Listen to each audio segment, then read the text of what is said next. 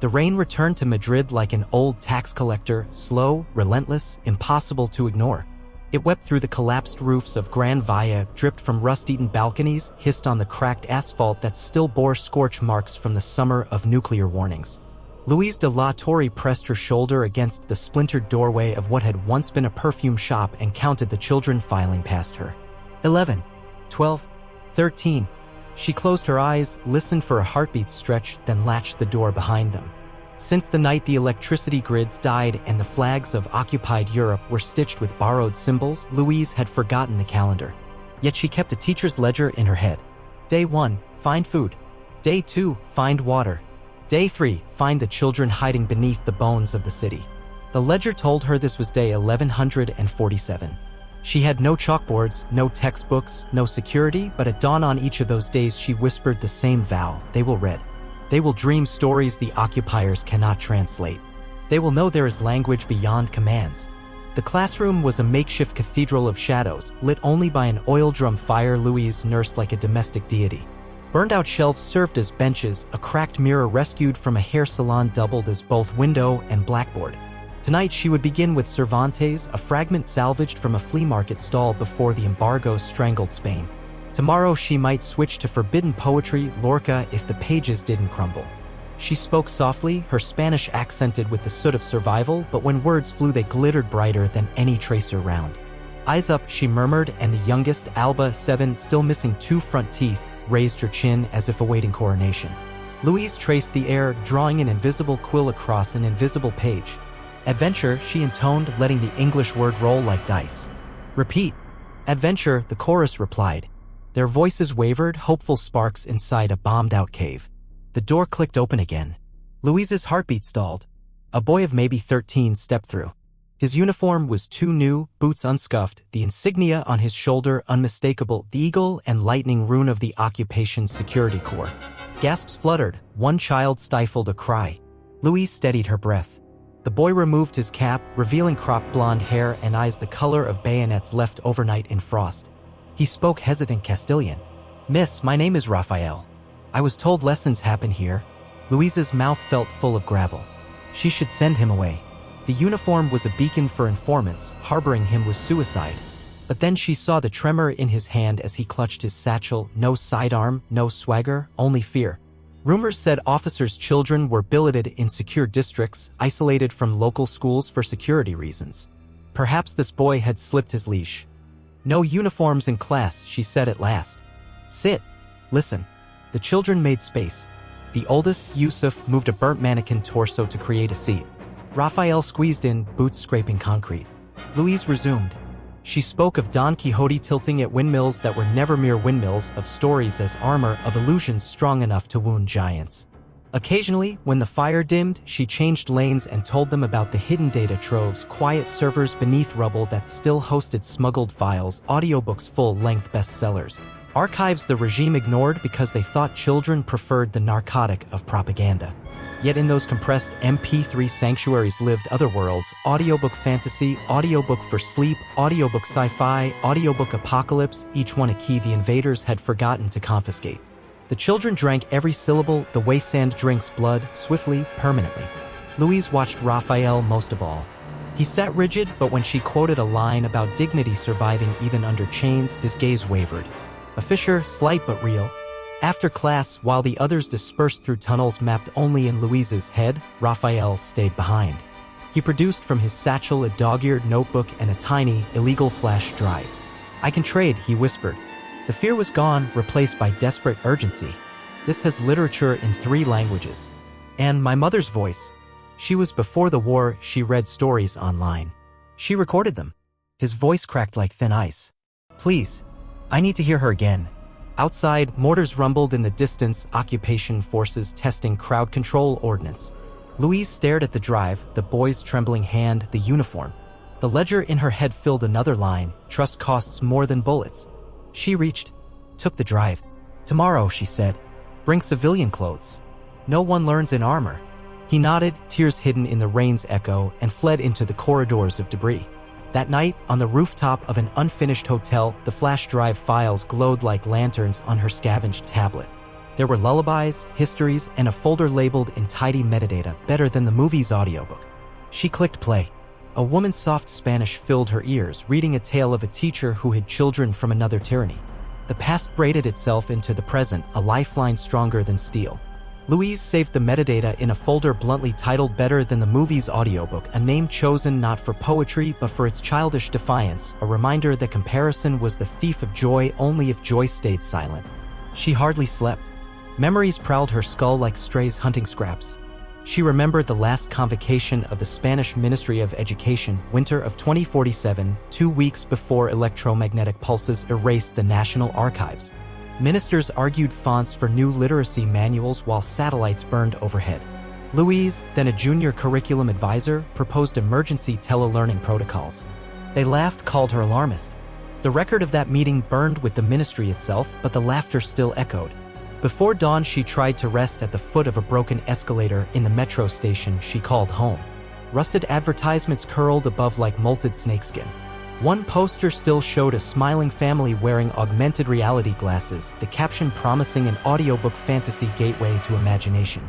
The regime had banned fantasy, fearing it taught populations to envision alternate endings. Louise dreamed of voices, each tagged with metadata: audiobook for sleep, audiobook sci-fi, audiobook apocalypse. They braided into lullabies and warnings, telling her that the difference between nightmares and manuals was only the willingness to act. She woke to a metal-scented wind carrying rumors of a new decree, all unauthorized gatherings punishable by summary execution. That included her school, that included the children. Improvisation was an old colleague, they spoke without pleasantries. By sunup she had dismantled the perfume shop classroom, scattering evidence through alleyways and storm drains.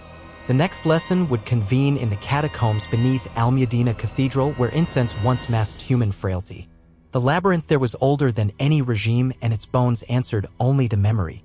The children arrived in ones and twos, guided by chalk arrows that would wash away with the midday rain.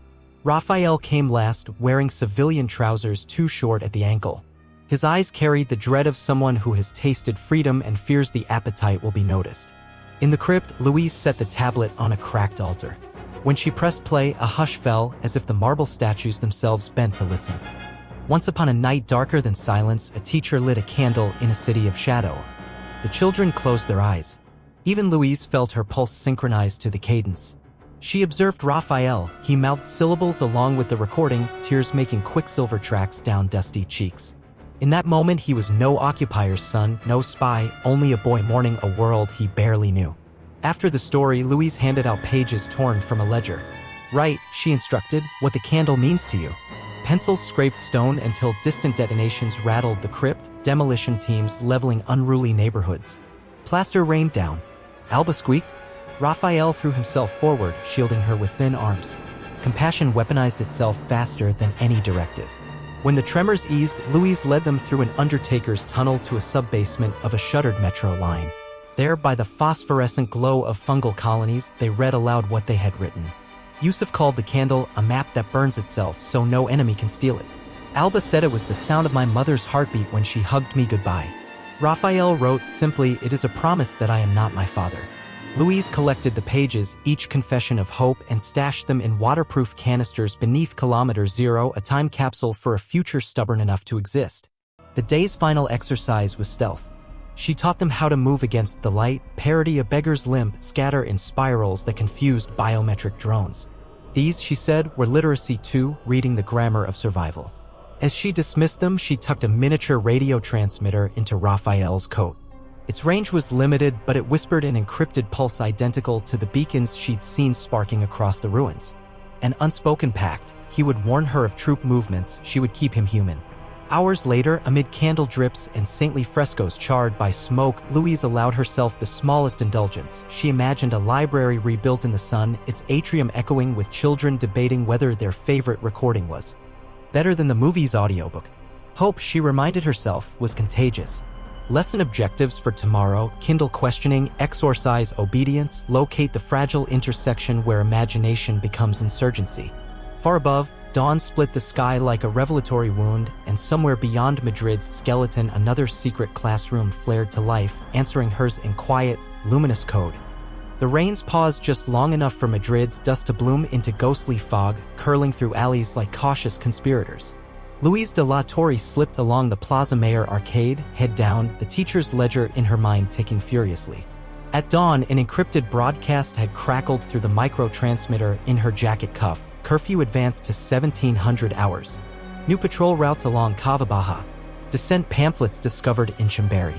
Suspects will be processed. She knew processed was a euphemism whose footsteps always ended in unmarked graves. She made the rendezvous 3 blocks south of the burned-out Prado, where a statue of Goya still brooded beneath blast scars. Raphael waited, shivering in civilian gray, clutching a canvas satchel. 2 days had carved hollows under his eyes. They raided the officer's compound, he whispered. Took all data drives. My father says they're pushing for a complete intellectual quarantine. His voice snagged on the word father, a briar he couldn't untangle. Louise studied him, this boy balanced on the fulcrum between inheritance and choice. He smelled of gun oil and candle smoke, the twin religions of conquest and learning. Come, she said. We walked the tram tunnels. Quicker. Beneath the plaza, the derelict tram lines formed an arterial maze. Feral cats tracked them, silent as punctuation marks. They passed murals half-painted by resistance artists, comets of neon defiance against soot. One read, in English, turned the page before they erased the story. Another displayed an open book morphing into a dove, the caption Audiobook Fantasy. At kilometer marker 49, they met Yusuf and Alba. Yusuf's arm was bandaged, shrapnel from last night's sweep when drones strafed Lavabies. He smiled anyway, presenting a scavenged solar panel like a miraculous paragraph rescued from incineration. Alba held a tin lunchbox rattling with contraband pencils. They could have been any family waiting for a commuter train if families still existed. Louisa's plan unfurled across the map in her head, migrate the class nightly, keep lessons breathing. Tonight's destination, codename Athena, lay beneath the royal palace, an abandoned wine cellar once reserved for state banquets that would never happen again. She hoped the thick stone walls would muffle children's laughter from thermal microphones. They emerged into the cellar's gloom. Moisture beaded on antique barrels like patient applause. Lanterns ignited and 32 children arranged themselves on upturned crates. Louise cleared her throat. Welcome to the University of Quiet Thunder, she announced, using the codename that left no fingerprints. Here, titles mattered, imagination was their last legal currency. She continued with a lesson on unreliable narrators, stories that slipped masks the way rebels slip checkpoints. She recited passages from a battered anthology, then pivoted into an English phrase the youngest found exotic, Audiobook's full-length bestsellers. She spoke of files scattered like seeds across darknets, voices that refused to be redacted. She told them that civilizations might fall, but a tale whispered into a microphone could infiltrate bunkers, cross borders, become an audiobook apocalypse that haunted tyrants long after armies disbanded. Mid-lecture, soldiers' boots echoed overhead. The ceiling trembled, dust plumed between stones. Children froze. Louise raised a finger to her lips, then to Raphael. He understood. Slipping through a side tunnel, he activated the transmitter on his belt, a decoy broadcast that spoofed rebel chatter 2 blocks away. Moments later, detonations boomed in the distance as soldiers redirected their wrath. Alba exhaled the breath she'd been holding for 5 heartbeats. The lesson resumed, but Louisa's mind roamed. Each crisis shortened her margin for error. She needed bigger sanctuary and allies. Rumors spoke of a trans-Pyrenean network called Gutenberg's Ghosts, smugglers of forbidden flash drives linking Marseille's catacombs to Lisbon's aqueducts. If she reached them, her school could become more than a hideout, it could be a transmitter of ideas, and adventure frequencies couldn't jam. Yet the Pyrenees were mined, and children were not cargo. After class, she pulled Raphael aside beside casks labeled Rioja Gran Reserva 2040. You saved us, she said. But the debt grows. We need access codes, supply rosters, anything that lets us move past the cordon. Raphael's hands trembled. My father keeps a secure tablet. If I copy keys, I become a traitor. Louise leaned closer. Or a student who refused to lie. She saw the ledger line appear behind his eyes, the calculus of betrayal. He nodded almost imperceptibly. In the next room, Yusuf rigged the solar panel to trickle-charge the tablet. Alba narrated her own fairy tale to a circle of toddlers, wizard librarians who sealed evil generals inside cursed dictionaries. Louise smiled. Children metabolized trauma into metaphors faster than adults. They bedded down among barrels. Louise lay awake, hearing the city breathe like a beast with punctured lungs. She whispered lesson plans to the dark: tomorrow, allegory; next week, civil disobedience disguised as grammar drills; after that, maybe democracy via group storytelling. She repeated a mantra: audiobook for sleep, but rest eluded her. At dawn, a coded knock sounded. 3, 2, 5 taps. Emilia, a resistance courier with braids like burning rope, entered breathless. "They're sweeping for educators," she said. "They'll start with refugee zones." She produced a folded communique stamped with the owl sigil of Gutenberg's ghosts. "Contact confirmed. Extraction corridor possible via Aragon, midnight 4 days hence. Credentials required. Proof of cultural asset." "Cultural asset," Louise murmured. "That means the children." Her stomach clenched. She pictured them trekking mountains under drone eyes. Some had limp lungs from chemical winters, some nightmares to tripwire their steps. She studied Emilia's other offering, a wax cylinder sealed with thermal tape. "What's on it?" "An old speech by Lorca, restored," Emilia said. "Graduation gift." Louise turned the cylinder over, reading the etched title better than the movie's audiobook. She laughed, a sound that startled even her. No hyperbole, too grand for survival marketing. That afternoon, Raphael returned, face ashen, thrusting a data shard into her palm. "Root admin privileges," he whispered. "But soldiers followed me. Sirens keened above ground." Louise cursed the ledgers, blueprints, dreams, all the bureaucracies of hope. Within minutes, spotlights speared through neck-high vents. Loudspeakers thundered orders, unregistered, exit with hands visible. Children whimpered. Louise made snap choices. Yusuf and Emilia herded half the class down a sump tunnel. Louise, Raphael, and the youngest dashed through a hatch into the palace cisterns. There, knee-deep in stagnant water, Louise's mind raced. She would not sacrifice Raphael, his code could free hundreds. She touched his shoulder. "You know another way out?" He swallowed. "Yes, the crypt subpump. But the grill is welded." Louise fished a rusted crowbar from debris. "Teaching moment," she said. "Physics, leverage." Together they pried until metal sang defeat. She ushered Alba and 2 toddlers through. Gunfire rattled stone behind them. Raphael shoved Louise ahead, shouting, "Go." He turned, raised his hands, and stepped toward approaching silhouettes. "No." Louise lunged, but he slammed the grill back. Boots splashed. The tunnel resonated with barked commands, then the sick crack of rifle butts. Raphael's voice bled into a grunt, then silence. The world compressed to Louise's heartbeat. She led the children through sewer arteries until they surfaced in the gardens of Campo del Moro. Night cloaked them. Distant flares painted the palace crimson. Louise clutched the data shard, a ghost in her fist, and in that instant a savage clarity crystallized. Stories required sacrifice, freedom demanded editors brave enough to excise their own safety. 2 days later, Louise, Yusuf, Alba, and 26 others huddled aboard a cattle truck rebadged as a humanitarian transport, Emilia at the wheel, engine coughing like a chronic secret. The Pyrenees loomed ahead, peaks rimed with radiation snow. Drones buzzed overhead, but Emilia's jammer spat digital static shaped like birdsong. Louise plugged the wax cylinder into a battered player rigged to the truck's console. Lorca's resurrected timbre spilled into the cabin. Theater is poetry that rises from the book and becomes human. Children listened, wide-eyed as the truck jolted over cratered asphalt. Yusuf asked what theater meant. Louise replied, "It's a place where truth dresses up as lies to slip past guards." Alba pressed her forehead to the fogged window. "Will there be school where we're going?" Louise smiled through soot. "Everywhere we breathe, there's school." As dawn blushed behind serrated peaks, Yusuf spotted a border drone banking toward them. Alarm klaxons wailed. Emilia gunned the engine. Louise gripped the ledger in her head: roll call, supplies, escape codes, and braced. Whatever happened next would write itself onto the ruins of Europe in a font no occupier could erase.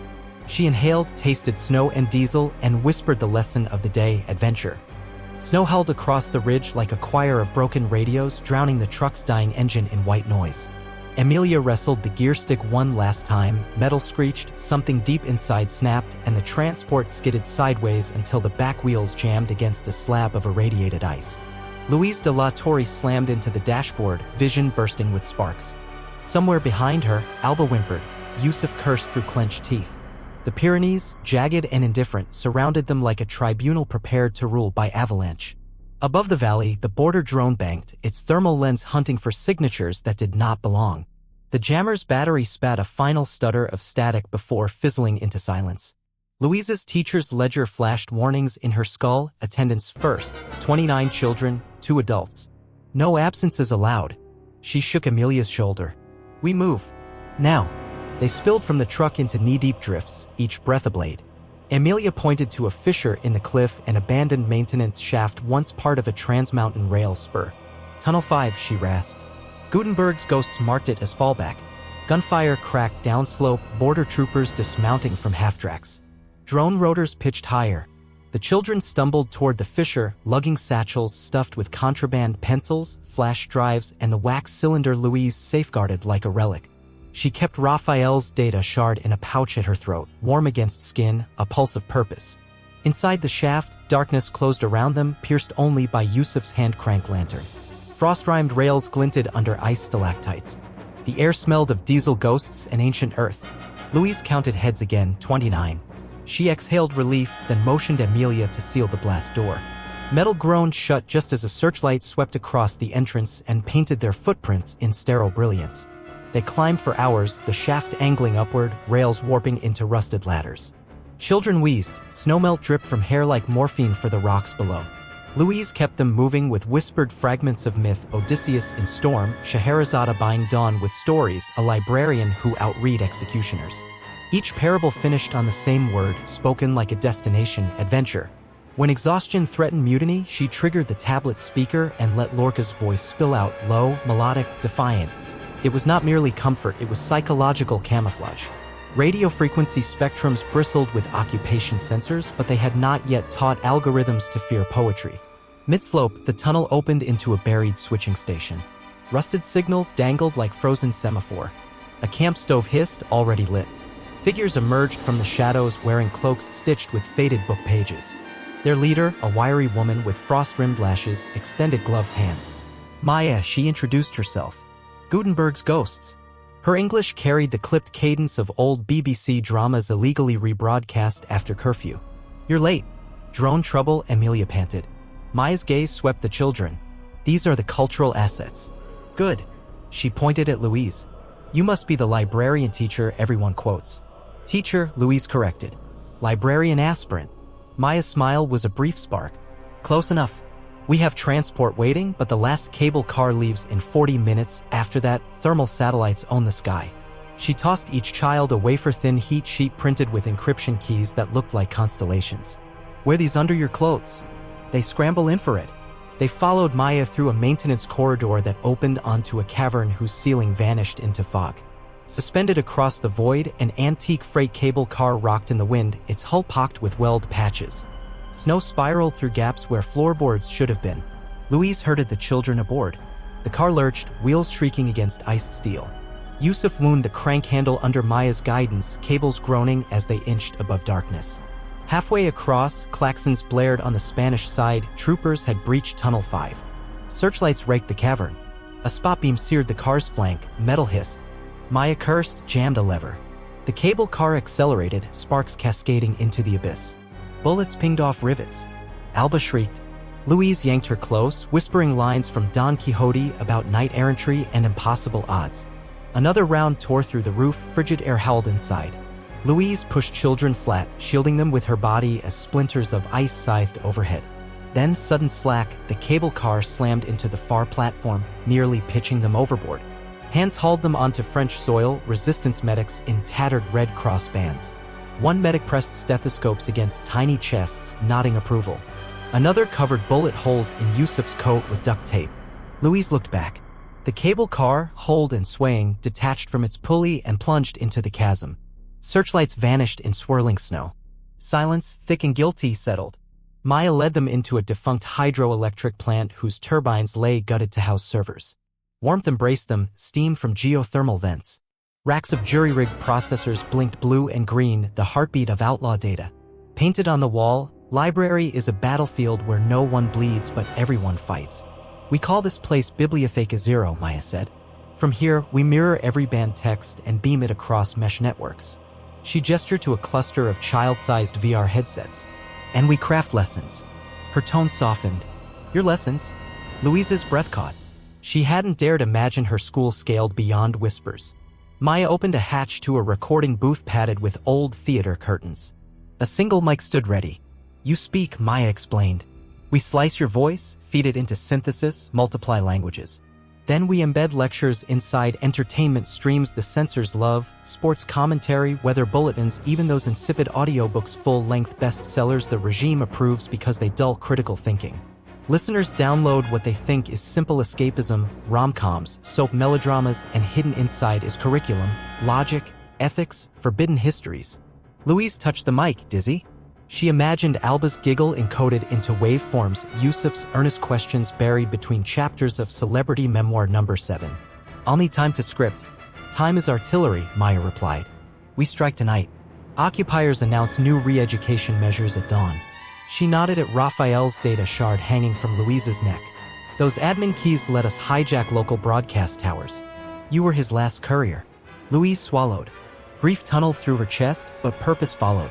She unclasped the shard, placed it in Maya's palm. Make every second worth his silence. Technicians set to work. Binary rain scrolled across monitors. Audiobook Fantasy flagged 0, Audiobook Sci-Fi flagged 0, Audiobook Apocalypse flagged 0. Hidden payloads inserted at predetermined time codes, lessons on Renaissance skepticism, code-breaking primers disguised as bedtime stories, Socratic dialogues masked under children's lullabies labeled audiobook for sleep. While servers compiled, Louise gathered the children in a concrete alcove decorated with murals of phoenixes. She opened the wax cylinder. Lorca's voice floated out once more, reciting verses about mothers sewing starlight into their children's coats. When the poem ended, Louise spoke. We won't always outrun bullets, she said, but we can outlive lies. Stories are longer than regimes. Yusuf lifted his bandaged arm. Miss, are we still your class? Louise knelt. Always. This is just a bigger classroom. She drew a chalk line on the floor. And this is the edge of the known lesson. Beyond it, together, we write new ones. The children nodded, eyes bright. Moments later, Maya burst in. Upload complete. We need a final tag, something the audience will remember even after censors strip metadata. Alba piped up, earnest. Call it better than the movie's audiobook. Laughter rippled through technicians. Maya grinned. Perfect. Irony is bulletproof. Louise stepped behind the mic. A red light winked alive. She inhaled soot and steam, exhaled conviction. Good evening, listeners, she began, voice steady as lesson bells. Tonight's Better Than the Movie's audiobook brings you a tale of imagination's rebellion. If you can hear me, you are the hero. Turn the page. She spoke for 30 minutes, literary excerpts stitched to algebra riddles, world history footnotes hidden in jokes about dragons. When she finished, tears slipped free, thawing salt tracks down her cheeks. Transmission launched. Antennae disguised as frozen pines pulsed across valleys, across occupied towns where families huddled beside contraband receivers yearning for anything but state sermons. In living rooms and bomb shelters, the broadcast masqueraded as escapism, yet every coded sentence seeded resistance. Definitions of liberty, exercises in critical inference, instructions for forging paper ballots from cigarette wrappers. Hours passed inside Bibliotheca Zero's hum. Surveillance feeds lit up. Outposts reported citizens quoting her lines in marketplaces. Soldiers, confused, seized radios only to find banal romances. Meanwhile, children scribbled algebraic subversions on walls. Success, yes, but retaliation always followed. Maya revealed satellite intercepts, heavy armor columns maneuvering toward Carcassonne. They'll trace the signal in 24 hours, she warned. Louise squared her shoulders. Then we moved the school again. To where? Emilia asked. To every village square, every rooftop. She tapped the server racks. We print pamphlets. We splice audio into emergency alerts. We turn Europe into a syllabus no tyrant can fail. Maya nodded, respect glinting. That's not an evacuation plan, that's an insurgency. It's a curriculum, Louise corrected, smile fierce. An alarm chimed, code yellow. A border drone swarmed overhead, jammers powered up. Children looked to Louise. She lifted a battered copy of Treasure Island, pages patched with electrical tape, and raised an eyebrow. Well then, she declared, voice rich with midnight mischief, shall we continue our adventure? They answered in polyphonic laughter, the sound of classrooms reborn inside ruins. Above, the drone spiraled out, blinded by sonic decoys. Below, servers spun, multiplying stories faster than fire could consume them. Louise marked a silent ledger line, lesson, imagination scales. Outside, wind shook the mountain like an eager student jostling for front row seat. Dawn would bring steel rain, but until then the night belonged to readers. Louise felt the mountain quiver in its granite bones long before the first artillery shells struck. She was sorting caches of microprinted leaflets. algorithmically compressed libraries disguised as charity coupons, when the tremor ran through the hydro plant's floor plates and rattled screw-top jars of candle wax. She did not flinch. The ledger in her head simply added a new column. Incoming ordnance, lesson in urgency. The turbines, gutted to cradle servers, vibrated as if old ghosts tried to spin them back to life. Maya's voice burst over the PA system. Armor convoys at 12 clicks. ETA 40 minutes. Sat feeds show anti-signal trucks. They mean to sandblast the airwaves. Louise wiped graphite from her fingertips.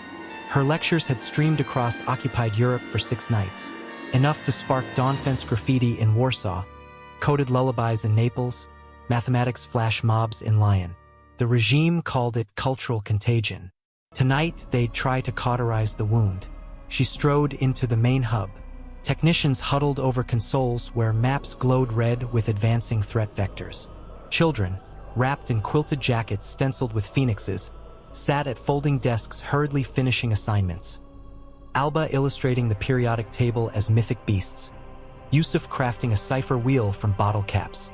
The lesson plan, Louise mused, had evolved. Crisis was an impatient substitute teacher. Emilia appeared, grease-streaked, clutching a spool of fiber-optic cable. "We can piggyback the National Emergency Channel," she said, breath fogging. "But we must transmit before jammers blanket the valley." After that, silence. Maya joined them, eyes like storm glass. "Our best option is Antenna Delta on the South Peak. 30-year-old microwave tower. Line of sight to Marseille, Barcelona, Geneva. If we upload your master file there, satellites will scatter packets faster than they can swat." Louise glanced at the children. "Who holds the master file?" Alba raised a mittened hand. "I do." She patted the stuffed otter she always carried. A wafer drive was sewn into its belly. Louise swallowed, hope hiding inside innocence. Again, Yusuf tapped his cipher wheel. "I can set the transmission key. 32-character one-time pad. They'll never break it before the story finishes." Louise's chest warmed. Fear was real, but so was this children weaponizing curiosity. She addressed the room. "Pack only what travels at the speed of purpose." We climbed Delta. Their procession threaded through blast doors into tunnels lit by fungal bioluminescence. Snowmelt dripped rhythms on steel rails, an anxious metronome. Halfway up a spiral maintenance stair, the mountain convulsed, shell impact. Dust cascaded. Lights flickered. A child screamed. Louise steadied her voice with Cervantes. "Courage, friends. Giants pretend to be windmills. We remind them who writes the story." They emerged onto a ridge scoured by ice razors. Far below, headlights snaked like worms of neon venom. Convoys converging. Overhead, drone clusters spread wings of red search lasers. Maya unholstered a handheld EMP pistol. "One shot, one angel falling," she muttered. Fired. A drone spiraled out, flaming. Its descent a silent punctuation mark in the blizzard. Antenna Delta rose ahead, skeletal, iced cables shimmering like harp strings. The access ladder was coated in glassy rime. Louise started first, gloved hands locking with calm precision. Alba followed, otter strapped tight. Yusuf climbed behind with a spool of wire across his shoulders like borrowed wings. Emilia and Maya flanked the children while technicians below assembled reflector dishes from scavenged satellite TV pans. Halfway up, spotlights stabbed the ridge. Sled-mounted troopers cresting a saddle. Gunshots cracked, bullets pinging off lattice iron. Louise's pulse thundered, but she kept climbing, whispering to herself the phrases that had become talismans. Audiobooks full-length bestsellers, audiobook fantasy, audiobook for sleep, audiobook sci-fi, audiobook apocalypse, adventure, better than the movie's audiobook. Each line a promise to listeners she might never meet. On the gantry platform, wind shoved hard enough to tilt breath sideways. The transmitter cabinet was padlocked, but Yusuf's bottle cap cipher concealed a tension wrench. 2 quick twists, and the shackle popped. Inside, circuit boards slumbered beneath frost. Louise seated Alba beside the open panel. "Guard our storykeeper," she told Yusuf. Below, the ridge chorus rose. Riot shields clashing, orders barked. Maya radioed. "We hold 2 minutes before overrun." Louise powered the transmitter. LEDs fluttered, then steady burned. She slotted a fiber lead from Amelia's spool. Static hissed in her earpiece, resolving into the boot sequence of a broadcasting relay and used since the second Catalan referendum. She handed the headset to Yusuf. "Patch your key, maestro." Yusuf's fingers flew.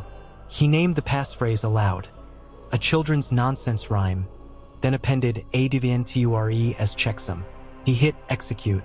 Data surged like thaw flood, megabytes of voice, music cues, hidden lectures, maps of civil disobedience tactics disguised as lullabies.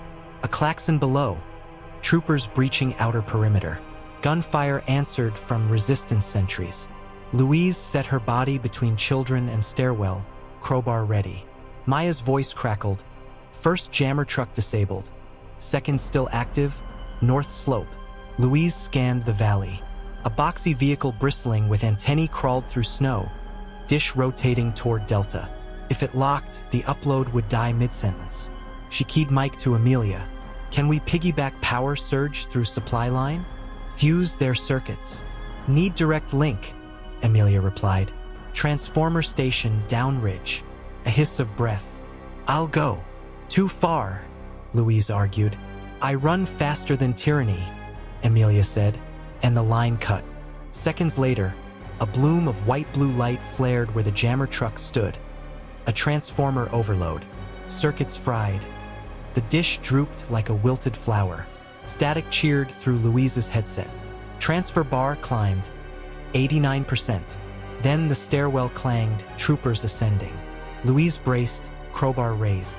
First helmet appeared. She swung, steel on visor, sent the soldier tumbling. Return gunfire peppered girders. She ducked, heart ramming ribs. Yusuf yelped but kept typing, merging hash lists. 96%.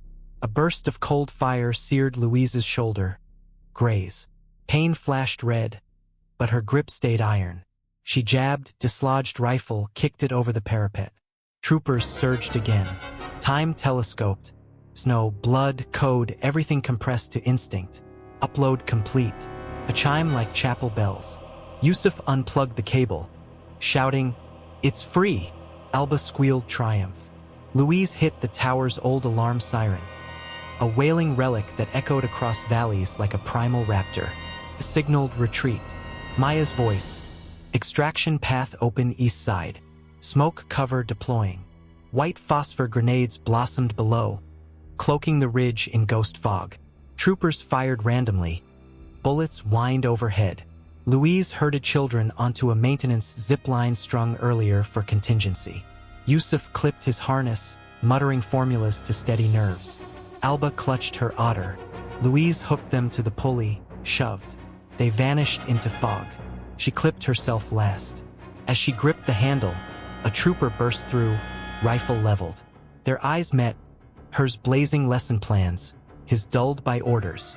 Just for a breath, she wondered whether he too once listened to bedtime stories about explorers and impossible skies. She kicked off. Gunfire cracked. A bullet tore the air where her leg had been. Wind ripped scream from throat. The world blurred, snow sparks, night. Below, valley fires twinkled like outlaw constellations. She landed hard, rolled, came up gasping amid fir trees coated in ash. Maya waved them into a culvert where resistance bikes idled. Louise counted heads, 29. Amelia limped toward them, face sooty, but grin intact. She carried a scorched tablet. Transformers toast. So am I, but we bought plenty of decibels. They rode switchback trails until dawn bruised the eastern sky. At a plateau lookout, they paused. Louise tuned a wideband receiver. Static washed, parted, and a voice emerged. Her own, folded through autotune, translated into dozens of languages. Welcome to tonight's program of Imagination Undaunted. We begin with mathematics disguised as prophecy. Yusuf hooped. Alba did a sleepy dance. Even Maya allowed a laugh. Across the dial, other voices joined. Relays in Marseille, Bologna, Prague. A polyphony of pirated hope, unstoppable now. Luisa's shoulder throbbed. Blood soaked her sleeve. She pressed snow against the wound and listened as children debated whether today's lesson would cover black holes or bread baking. Both revolutions in miniature. In that pale light, she saw tomorrow. Not a glossy miracle. A mosaic of stubborn classrooms in subway tunnels, barn lofts, abandoned Ferris wheels. Teachers in rags reciting Shakespeare, engineers drawing blueprints on cardboard, grandmothers humming Sufi poetry while weaving optic cable into prayer rugs. A continent knitting itself back together with syllables stronger than steel. The shoulder pain sharpened, but she welcomed it. Proof she was still a page being written. She spoke to the children. Remember this feeling. When the world tells you silence is safety, recall the tower we climbed. Stories are ladders no bullet can saw through. Yusuf raised his cipher wheel. What's next, miss? Next we archive. She nodded at Amelia's tablet. We catalog every tale that survived tonight, the audiobook fantasy that taught empathy, the audiobook sci-fi that imagined better engines, the audiobook for sleep that smuggled arithmetic into lullabies, the audiobook apocalypse that warned what happens when greed wins. We tag them audiobooks full-length bestsellers so anyone searching for comfort accidentally finds revolution. Then we start new recordings, ones even better than the movie's audiobook. Alba hugged her otter. Will we ever go home? Louise knelt despite the stab of pain. Home is where you're allowed to think aloud. So wherever we build that right, that's home. Wind shifted, carrying distant echoes, maybe artillery, maybe fireworks. Louise couldn't tell. Both sounded like punctuation in stories yet unwritten. She rose, steady. Class, she declared. Lesson plan resumes. First objective, breakfast. Second, blueprint for a mobile printing press. Third, practice the word adventure in every language you know. Laughter pealed, bright against the ruined dawn. They mounted bikes and rolled eastward along a ridgeline glowing gold with newborn sun. Tracks of last night's tanks scarred valleys below, but overhead the sky was a vast chalkboard, blank and waiting. Louise imagined writing on it in letters miles wide. Knowledge is a frontier. Conquer it kindly. The road bent toward a distant village where rumors said an empty church had perfect acoustics for clandestine recording. Louise pedaled harder, heart sinking to the children's chatter. Somewhere out there, millions tuned their cracked radios, expecting anesthetic propaganda and instead finding algebraic fairy tales, subversive bedtime sagas, whispers of adventure. The broadcast grew fainter on her receiver as terrain intervened, but the cadence lingered in memory. Her own voice, echoed back by untold listeners, felt less like vanity than communion. She remembered Raphael, his whispered offering of keys, and silently thanked him. Sacrifice printed on every syllable. Snowmelt trickled beside the path, murmuring in counterfeit applause. Louise inhaled mountain air spiced with pine and cordite. The ledger in her head turned a page. Class size, 29. Location, mobile. Mission, teach the continent to dream awake. She smiled into winddraw tears, leaned into the downhill, and let gravity recite the prologue of the next lecture. One where every listener became an author and every child carried a library inside their pulse. Far behind, Antenna Delta still blazed. Its skeleton rhymed with ice and morning sun, stubbornly upright. An exclamation mark at the end of a lesson that had only just begun.